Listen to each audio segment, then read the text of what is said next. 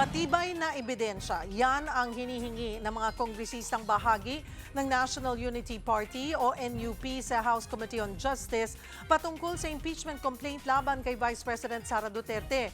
Kung kulang-kulang daw kasi ang ebidensya, ang boto nila, i-dismiss ang reklamo. Para sa update, magbabalita live mula sa Batasang Pambansa, si Mobile Journal Amy Atienza. Amy.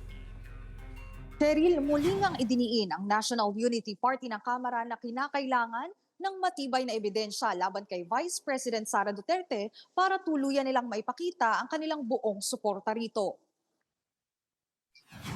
Sa inilabas na pahayag ng NUP, maaari raw silang bumoto para i-dismiss na lamang ang impeachment case ng bise kung kulang ang ebidensyang maipapakita sa impeachment proceedings. Kabilang sa mga hinihinging pruweba ng partido ay ang pagpapakita na ginamit mismo ng bise ang confidential funds para sa personal consumption nito. Mas maigi raw kung manggagaling sa Anti-Money Laundering Council at iba pang mga otoridad ang ebidensyang ito. Bukod pa riyan, dapat din daw maiging suriin ng komite ang mga deklarasyon ng mga witnesses sa naturang kaso ng bise, tulad ng mga maaaring pahayag ni alleged former aide at bagman nito na si Ramil Madriaga, maging ang mga allegedly bribed DepEd officials. Mas magiging malinaw din daw ang testimonya ng mga ito kung may kaakibat na dokumentasyon na ihahain sa impeachment proceedings. Makatutulong ang mga ebidensya para malagpasan ang pagsisiyasat ng isang full impeachment trial laban sa bise. Sa kabila niyan, nirerespeto pa rin naman daw ng partido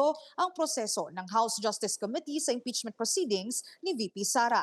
Inaasahan na magsasagawa ang komite ng pagdinig sa Miyerkules, March 18 para talakayin ang grounds for impeachment kaugnay ng dalawang natirang reklamo kay Duterte.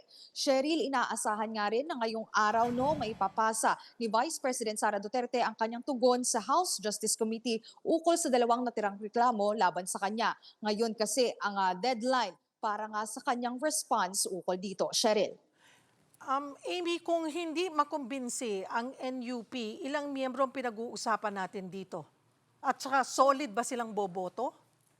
So far, Cheryl, ang narinig lang natin ay yung 5 members nga nitong National Unity Party. May nilabas pa rin naman silang pahayag na may kanya-kanya pa rin naman daw opinion itong mga mambabatas na nasa National Unity Party. Pero majority, Cheryl, katulad na nga rin narinig natin, nakasama din dun sa press conference ng NUP kanina, kabilang si Deputy Speaker Ronnie Puno, maging si Quezon City Representative Franz Pumarin, ay sinasabi na matibay na ebidensya daw talaga ang kinakailangan para ma-withstand nga itong impeachment trial laban kay Vice President Sara Duterte. Maraming salamat, Mobile Journal Amy Atienza.